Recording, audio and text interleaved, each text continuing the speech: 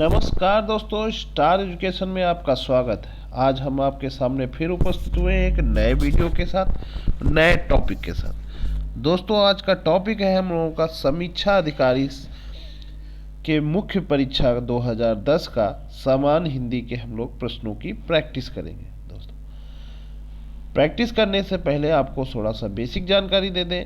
ये है star education channel. इस पर सामान्य हिंदी, सामान्य अध्ययन और करंट अफेयर को कवर किया जाता है। साथ ही साथ पिछले एग्जामों में आए हुए प्रश्नों की प्रैक्टिस कराई जाती है। दोस्तों, स्टार्ट करने से पहले एक चीज़ और बता दें, अगर अभी तक आप चैनल नहीं सब्सक्राइब किए हैं तो चैनल को सब्सक्राइब कर लीजिए और बेल आइकन को भी प्रेस कर लीजिए। साथ ही साथ अपने ज़्यादा से ज़्यादा दोस्तों को शेयर करिए। ठीक दोस्तों, और हाँ, वीडियो अंत तक देखिएगा। वीडियो कैसा लगा ये कमेंट बॉक्स में ज़रूर बताइएगा दोस्तों। ठीक है, चलिए फिर स्टार्ट करते हैं आज का टॉपिक। क्वेश्चन है, चिरंतन शब्द का विलोम लिखिए। चिरंतन शब्द का विलोम लिखिए। तो ऑप्शन क्या कह रहे हैं दोस्तों? चिंता करने वाला, चिंता नहीं करने वाला, ऑप्शन सी है नश्वर और ऑप्शन डी है चिंता। तो इसका सही ऑप्शन क्या है दोस्तों? नश्वर। व्याख्या कह रहा है दोस्तों, चिरंतन का आशय है शाश्वत। क्या होता है? आशय शाश्वत, और इसका विलोम नश्वर होता है।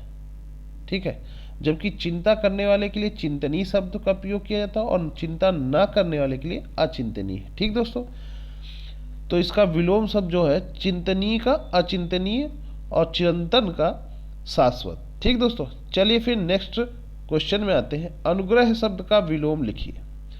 अनुग्रह शब्द का विलोम लिखिए में ऑप्शन क्या कह रहे हैं दोस्तों? ग्रहण, ग्रहित, आग्रह और विग्रह।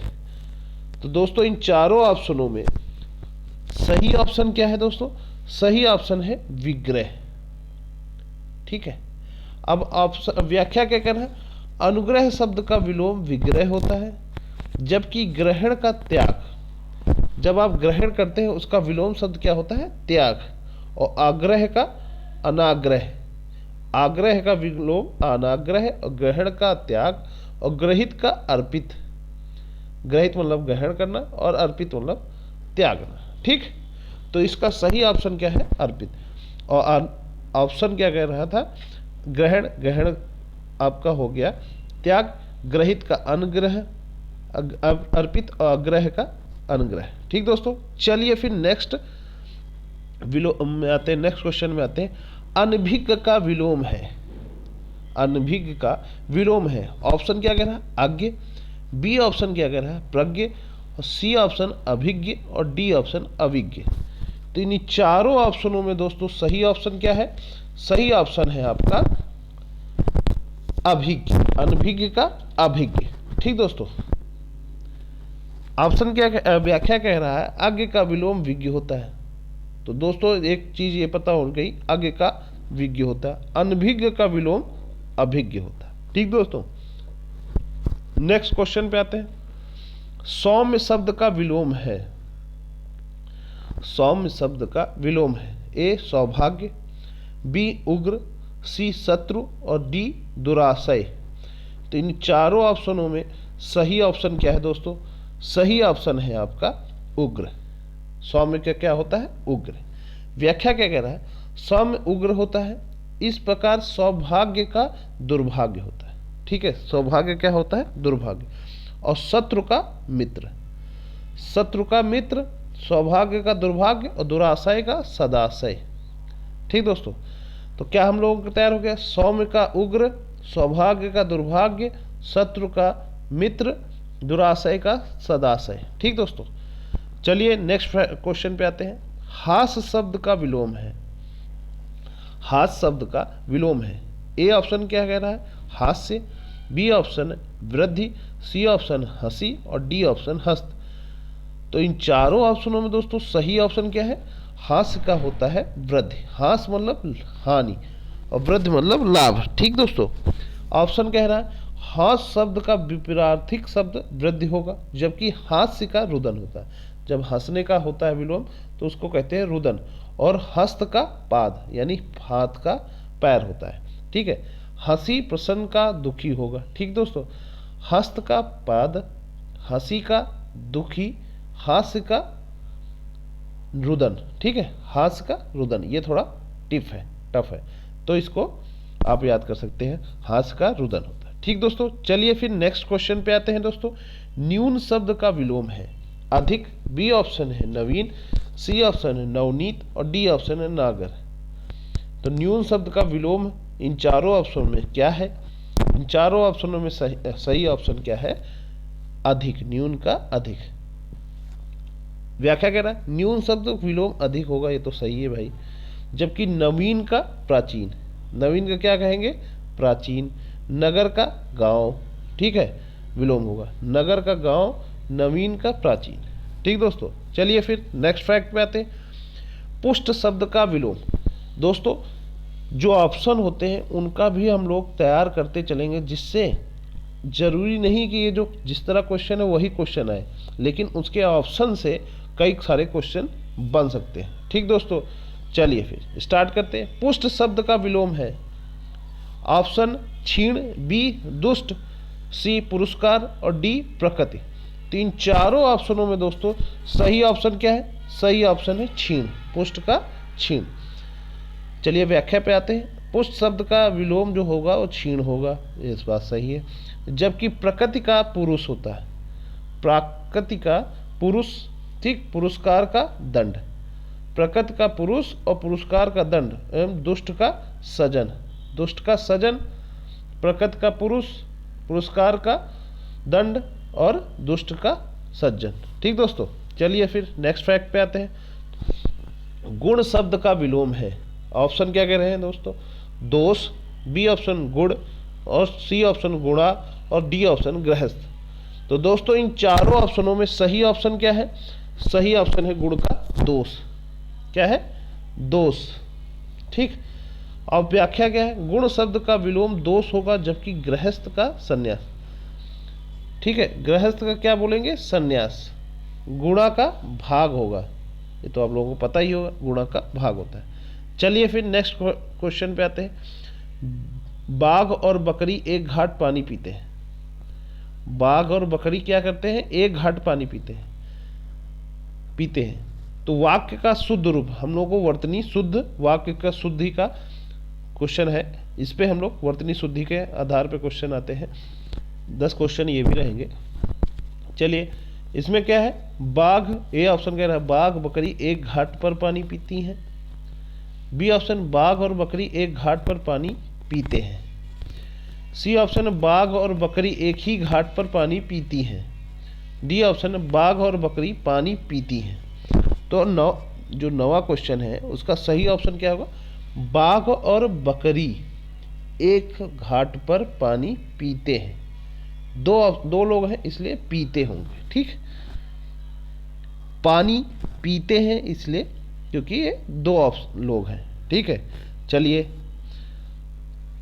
यदि वाक्य में दोनों लिंग एक वचन के विभक्त रहित अनेक कर्ता इसी अर्थ में व्यस्त किसी अन्य अवयव से संयुक्त हो तो क्रिया प्रायः बहुवचन और पुल्लिंग होगी। ठीक है दोस्तों, क्या कह रहा है? दोनों लिंग एक वचन के विभक्त हो। ठीक है, पहली बात। अनेक कर्ता, अनेक कर्ता है, दो कर्ता है। इसी अर्थ में व्यस्तता किसी अन्य अवयव से संयुक्त हो, किसी अन्य अवयव से संयुक्त भी है, पानी पीते हैं, तो क्रिया प्रायः बहुवचन और पुल्लिंग होती है। ठीक है, चलिए नेक्स्ट आते हैं। नीचे दिए गए वाक्य में कौन सा वाक्य त्रुटिहीन है? नीचे दिए गए वाक्य में कौन सा वाक्य त्रुटिहीन है? ए ऑप्शन है मेरे घर के पास एक पान की दुकान है। बी ऑप्शन है मेरे घर के पास एक पान की दुकान स्थित है। सी ऑप्शन कह रहा है मेरे घर के पास एक पानों की दुकान है। और डी ऑप्शन कह रहा है मेरे घर के पास पान की एक दुकान है।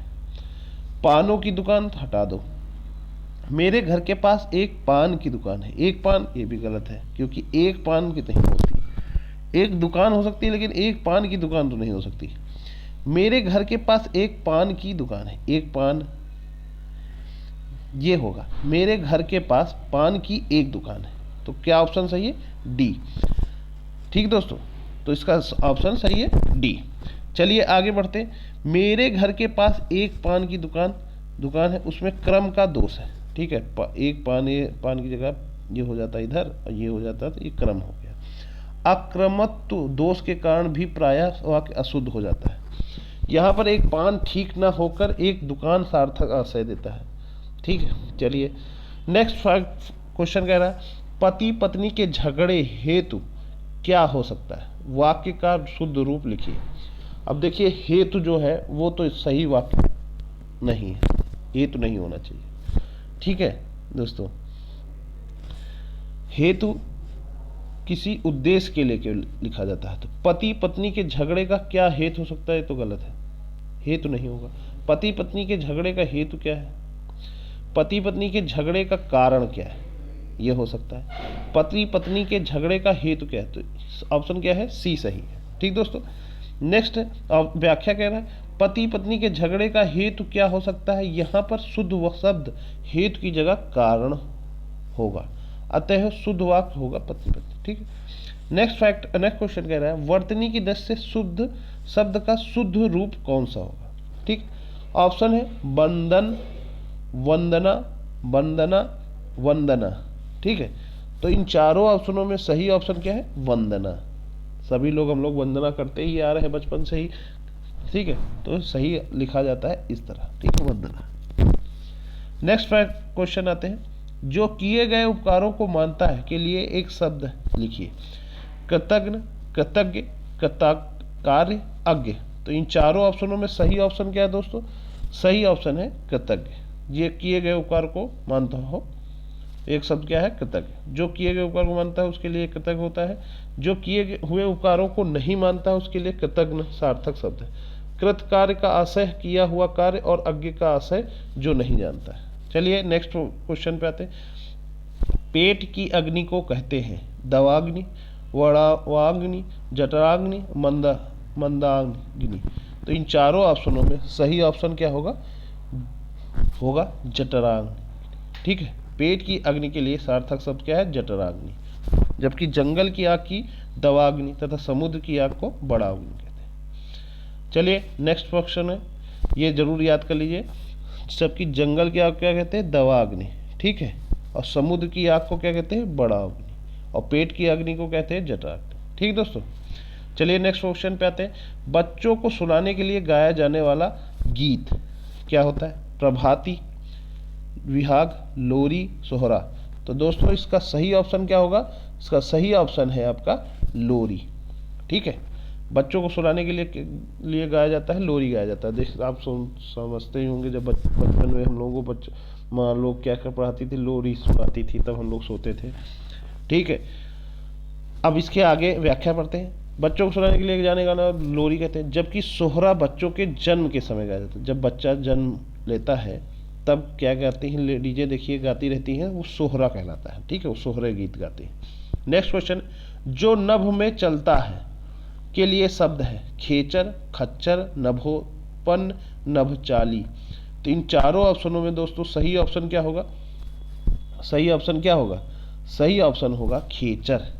जो नभ में चलता है के लिए शब्द है खेचर। ठीक है, जो नभ में चलता है उसके लिए एक खेचर। जो खे का आशय है आकाश। ठीक है, खे का आशय क्या होता है, आकाश, और चर मतलब आशय चलना होता है। ठीक है, नेक्स्ट फैक्ट है, नेक्स्ट क्वेश्चन है व्याकरण के ज्ञाता के लिए शब्द है व्याकरणी, व्याख्यार्थ, व्याकरण, व्याकरण। ठीक है, इन चारों ऑप्शनों में दोस्तों सही ऑप्शन क्या है, सही ऑप्शन है आपका व्याकरण। ठीक है, व्याख्या कह रहा है व्याकरण के ज्ञाता व्याकरण होते हैं। इसमें मोस्टली अशुद्धि भी गड़बड़ की गई है। ठीक है, तो वो भी ध्यान देना है। बढ़ा चढ़ा कर कहने के लिए एक शब्द, बढ़ा चढ़ा कर कहने के लिए एक शब्द क्या होता है, अतिवादी, अतिशय, अत्यंत, अतिशयोक्ति। तो दोस्तों इसका सही ऑप्शन क्या होगा, अतिशयोक्ति। बढ़ा चढ़ा कर अतिशयोक्ति अलंकार। ठीक है, नेक्स्ट क्वेश्चन है निम्नलिखित तत्सम तत्भव। देखिए दोस्तों इसकी अशुद्धि भी बहुत पूछी जाती है। अतिशयोक्ति अक्सर आप देखते होंगे ये सा अशुद्धि में जब पूछेंगे तो ये बड़ा आधा सा लिखा जाता है। यही गलत करते हैं लड़के, क्योंकि हम लोग अतिशयोक्ति बोलते हैं।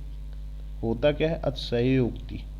ठीक है, चलिए आगे बढ़ते हैं नेक्स्ट में। निम्नलिखित तत्सम तद्भव शब्द के युग्म में से कौन युग्म त्रुटिपूर्ण है? निम्नलिखित तत्सम तद्भव शब्द के युग्म में से कौन युग्म त्रुटिपूर्ण है? ए ऑप्शन है घृत, घृत का मतलब घी। बी ऑप्शन है ऊंट, ऊंट का उष्ट, उष्ट का ऊंट। सी ऑप्शन है त्वरित का तुरंत। डी ऑप्शन तिक्त का तीता। तो तद्भव तत्सम पूछ रहा है दोस्तों, त्रुटिपूर्ण पूछ रहा है, यानी त्रुटिपूर्ण कौन सा है ये बताना है। ठीक है, तो इन चारों ऑप्शनों में सही ऑप्शन क्या है? ये क्या होता है? उष्ट होता है। उष्ट का मतलब ऊंट। ठीक, निर्दिष्ट शब्द युग्म से घृत का घी ये सही है, त्वरित का तुरंत ये भी सही, तिक्त का तीता ये भी सही। उष्ट उष्ट्र का बोल रहा है तो उष्ट्र होता है जबकि। ठीक है, अगले फैक्ट में आते हैं, अगले क्वेश्चन में आते हैं। निम्नलिखित तद्भव तत्सम शब्दों के युग्म में से त्रुटिपूर्ण है? गोमय का गोबर, क्षीर का खीर, पर्यंक का पटरी और सपत्नी का सौत। तो इन चारों ऑप्शनों में दोस्तों सही ऑप्शन क्या है? सही ऑप्शन है त्रुटिपूर्ण वाला तो पर्यंक का पटरी। पर्यंक का पटरी नहीं होता है, क्या होता है? पलंग होता है। ठीक है, ये गलत है। गोमय का गोबर, क्षीर का खीर और सपत्नी का सौत होता है। ठीक है, चलिए आते हैं अगले क्वेश्चन में। पण का तद्भव शब्द है, पण का तद्भव शब्द है ए पत्र, बी ऑप्शन है पण और सी ऑप्शन है पन और डी ऑप्शन है पत्र। तो दोस्तों इन चारों ऑप्शनों में सही ऑप्शन क्या होगा? सही ऑप्शन है आपका पत्र। पण का तद्भव शब्द क्या है? पत्र। ठीक है, नेक्स्ट आते हैं।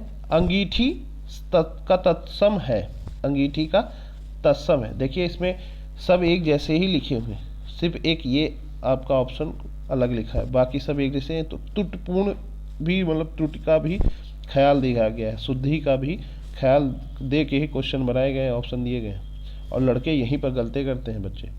ठीक है, ऑप्शन है अग्निगिनिका, बी ऑप्शन है अग्निष्टिका, सी ऑप्शन है अग्निष्टिका और डी ऑप्शन है अग्निष्टिकी। ठीक है, तो इन चारों ऑप्शनों में दोस्तों क्या सही होगा? क्या होगा सही दोस्तों? होगा अग्निष्टिका। ठीक है, अग्निष्टिका ये गलत है, यहाँ बिंदी नहीं होगा। अग्निष्टिकी की नहीं होगा। ठीक है, तो अंगीठी का तत्सम अग्निष्टिका, ना कि अग्निका। अग्निष्टिकी अनिष्टिका होता है। ठीक है, नेक्स्ट फैक्ट है। निम्नलिखित में से कौन सा तद्भव शब्द है? दिनकर, दिवाकर, प्रभाकर, सूरज। तो इन चारों ऑप्शनों में सही ऑप्शन क्या होगा? सही ऑप्शन है आपका सूरज। तद्भव शब्द कौन सा है? सूरज। तत्सम शब्द क्या होगा? सूर्य। ठीक है, चलिए आगे बढ़ते हैं। इनमें से तद्भव है, क्या है? इनमें से तद्भव है वानर, बी ऑप्शन बंदर, सी ऑप्शन पवन और डी ऑप्शन पर्यंक। इन चारों ऑप्शनों में दोस्तों सही ऑप्शन क्या है? सही ऑप्शन है आपका बंदर। तद्भव शब्द क्या है? बंदर, और बंदर का तत्सम रूप क्या होगा? वानर। पवन ये भी तत्सम शब्द है और पर्यंक ये भी तत्सम शब्द है। ठीक है, आगे बढ़ते हैं। काला घोड़ा तेज दौड़ता है में क्रिया विशेषण। ठीक है, विशेषण विशेष भी पूछा जाता है, तो विशेषण विशेष में काला घोड़ा तेज दौड़ता है में क्रिया विशेषण क्या है? घोड़ा काला तेज दौड़ता। तो इन चारों ऑप्शनों में सही ऑप्शन क्या है? तेज। क्रिया क्या कर रहा है? तेज। ठीक है, क्रिया विशेषण। ठीक है, अगले फैक्ट पे आते हैं। गीला है, गीला है सार्वजनिक विशेषण है, गुणवाचक विशेषण, संख्यावाचक विशेषण, डी इनमें से कोई नहीं। तो इसका सही ऑप्शन क्या है? गुणवाचक। गीला क्या है? किसी चीज के गुण बता रहा है। ठीक है, गीला गुणवाचक विशेषण है। जिस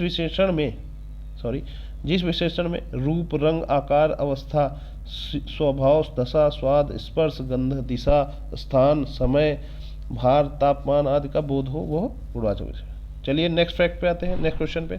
दोनों शब्द हैं, क्या है? समुदायवाचक विशेषण, आवर्तीवाचक विशेषण, गणनावाचक विशेषण या क्रमवाचक विशेषण। तो दोस्तों दोनों कौन सा विशेषण है? दोनों आपका सही ऑप्शन है समुदायवाचक, दोनों एक समूह का बता रहे हैं। ठीक है, आइए बताते हैं इसमें व्याख्या में कि संख्यावाचक का भेद क्या है, जो निम्न प्रकार के होते हैं। एक गणनावाचक, 1 2 3 एक गणनावाचक होता है। क्रमवाचक, पहला दूसरा तीसरा, ये क्रमवाचक है। आवर्तीवाचक, चौगुना दुगुना, ये हो गया। समुदायवाचक, दोनों तीनों पांचों, ये सब समुदायवाचक है। ठीक है, नेक्स्ट फैक्ट है, नेक्स्ट क्वेश्चन है, निम्नलिखित शब्दों में से विशेष कौन है? ए आकाशीय, बी आकाश, सी आराध्य और डी आश्रित। तो इन चारों ऑप्शनों में दोस्तों सही ऑप्शन क्या है? आकाश। ठीक है, विशेष आकाश है। क्यों? आकाश एक किसी वस्तु का नाम है। ठीक, आकाश विशेषण, जबकि विशेषण आकाशीय है। ठीक है, अगले फैक्ट में आते हैं, अगले क्वेश्चन में आते हैं। निम्नलिखित शब्दों में से विशेषण कौन सा है? A option Ajay, B option Ajit, C option अकर्म और डी ऑप्शन अनुशंसा। तो इन चारों ऑप्शनों में सही ऑप्शन क्या है दोस्तों? सही ऑप्शन है अजीत विशेषण है। अजीत विशेषण, जबकि अजय अकर्म और अनुशंसा विशेष शब्द है।